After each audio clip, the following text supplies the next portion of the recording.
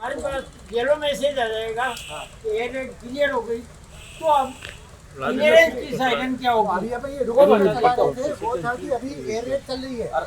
ये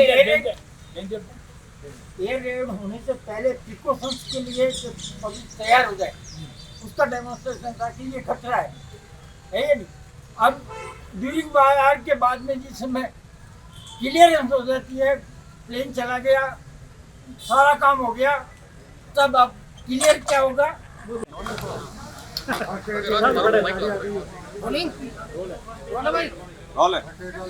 सर, क्या मॉकड्रिल में क्या क्या कमियां सामने आई और क्या क्या चीज़ें जो है दुरुस्त की जानी बाकी है और क्या किस तरह से की गई थी? केंद्र सरकार के जो दिशा निर्देश है उनके क्रम में आज 7 तारीख को यहाँ पर मॉकड्रिल अभी करवाई जा रही है। इसी के तहत जो अपने ज़िले के अंदर सायरन है, उन सभी सायरनों को 4 बजे अभी ये बजाया गया था। सूचना संकलित की जा रही है, कहाँ पे सायरन बजे हैं, कहाँ पे कोई उनके अंदर टेक्निकल कमी है, ये सारी सूचना संकलित की जा रही है। अभी जो मॉकड्रिल का आगामी पार्ट है वो भी जो है क्रियान्विति के अंदर है, तो इसकी पूरी जब एक बार कंप्लीट हो जाएगी फिर इसकी डिटेल रिपोर्ट बनेगी एंड जो भी कमियां रहेंगी उनको रेक्टिफाई कराया जाएगा। उद्देश्य यही रहेगा कि शीघ्र अतिशीघ्र सारी कमियों को दुरुस्त करके 100% जो है रिपेयर किया जा सके। सर, हुटर बजने के बाद शहरवासियों ने वो नहीं किया जो करना चाहिए था। सड़क पर आराम से लोग चल रहे हैं, घरों के बाहर बैठे हैं, तो ये प्रशिक्षण अभी तक पूरा दे नहीं पाए। कब तक दी जा रही है?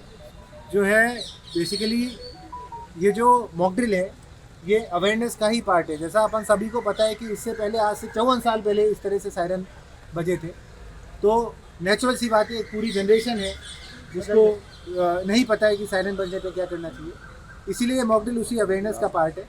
इसके बाद में अभी मॉकड्रिल के बाद में शाम को 6 बजे हमने जो बड़े बड़े जो प्रतिष्ठान होते हैं जहाँ पे एक साथ कई सारे लोग इकट्ठे होते हैं, उन सब की भी मीटिंग रखी है, उन सबको भी ट्रेन किया जा रहा है। कल हम जो है सभी स्कूल कॉलेजेस जो यूनिवर्सिटीज़ हैं, हॉस्पिटल्स हैं, जहाँ एक साथ कई सारे लोग इकट्ठे होते हैं, वहाँ सब भी जो है हम ट्रेनिंग कराएंगे, जो सिविल डिफेंस के और जो होम गार्ड के लोग होते हैं उनके माध्यम से। तथा प्रयास यही रहेगा, देखिए पहली मॉक ड्रिल है, इसी के तहत जो कंटिन्यूस मॉक ड्रिल्स वगैरह आगे करवा के और ट्रेनिंग करा के प्रयास यही रहेगा सभी लोगों को सिखाया जा सके, अवेयर किया जा सके कि कोई एयर रेड यदि होती है उस समय अपने परिजनों की, अपने चहेतों की कैसे हिफाजत करें। सर, ब्लैकआउट को लेकर क्या कार्यक्रम है और अगर जो जनता है जोधपुर की, उनको क्या संदेश देना चाहेंगे? जिस तरह की कोई भी लापरवाही है, कोई यदि लाइट चालू रख लेता है तो वहाँ पे एयर स्ट्राइक हो सकती है, तो उसको लेकर आप क्या संदेश देना चाहेंगे? ब्लैकआउट जो है उसकी भी आज रात को मॉक ड्रिल की जाएगी। एग्जैक्ट समय तो मैं आपको नहीं बता सकता, लेकिन उसमें भी इसी प्रकार से सायरन बजाया जाएगा। तो ब्लैकआउट के टाइम पे अपने को ये कहना होता है कोई सेंट्रली बिजली कट ऑफ नहीं होगी, अपन सबको अपने अपने घरों के, अपने प्रतिष्ठानों की लाइटें बंद करनी होंगी। यदि अपन व्हीकल के अंदर हैं तो व्हीकल की जो लाइट है उनको बंद करनी होगी, और अपने जो खिड़की दरवाजे होते हैं, घरों के जो शीशे वाले जो पोर्शन होता है उसको हैवी कर्टेंस के साथ में डार्क कर्टेन से उसको ढकना होगा। और ये क्या बहुत ही संवेदनशील चीज़ होती है, क्योंकि यदि एनिमी एयरक्राफ्ट को दिख जाती है, जनरली जब स्ट्राइक होती है एनिमी एयरक्राफ्ट रडार से बचने के लिए लो फ्लाई करते हैं, उनको यदि काफ़ी सारी कहीं लाइट का कॉन्ग्रीगेशन दिख जाता है तो ना केवल ये उस लाइट वाले की बल्कि आसपास पूरे शहरवासियों की जान को खतरे में डाल सकता है। ये एक दंडनीय अपराध भी होता है। तो आज की इस ब्लैकआउट की मॉक ड्रिल तथा आगामी जो भी सरकार के दिशा निर्देश होंगे उनके हिसाब से मॉक ड्रिल कराई जाएगी। सबके माध्यम से प्रयास ये रहेगा कि लोगों को अवेयर किया जा सके, सिखाया जा सके कि यदि दिन में सायरन बजता है तो अपने को ये करना है, रात में सायरन बजता है तो अपने को इसी प्रकार से कार्रवाई करनी है, ताकि जब कभी भी हमला हो, यदि कोई हमला होता है तो हम लोग पूरी तरह से तैयार रहें। सिविल डिफेंस के साथ और कौन कौन से कार्यकर्ता, जैसे एनसीसी भी है, प्रत्येक नेहरू युवा केंद्र भी है, इसमें जो होता है ये आपकी 12 प्रकार की सर्विसेज इसके अंदर इन्वॉल्व होती है।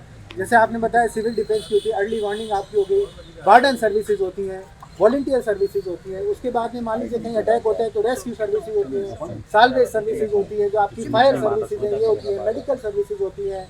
तो इस प्रकार से पूरा जो है जो आपकी इंटरनल सिक्योरिटी देखती है वो सर्विसेज होती है।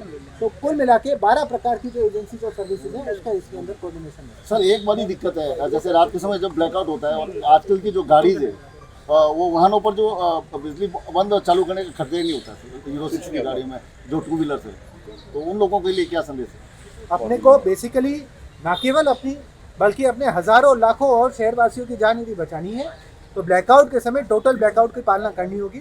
इसमें क्या होता है कि आप वाहन को बंद यदि कर दें तो लाइट आपकी बंद हो जाएगी, नहीं तो इसके अंदर एक और प्रोटोकॉल होता है कि आपके जो वाहन की हेडलाइट है, जो लाइट होती है, उसके ऊपर वाले पोर्शन के अंदर आप काले कलर के दो कागज आप चिपकाते, और नीचे वाला जो हाफ होता है उसके अंदर भूरे कलर का आप एक हाफ चिपकाते हैं, जिससे एटलीस्ट लाइट आपकी डिम हो सके और यदि कोई ऊपर से एयरक्राफ्ट उड़ रहा है तो वो उसे पिक ना कर सके।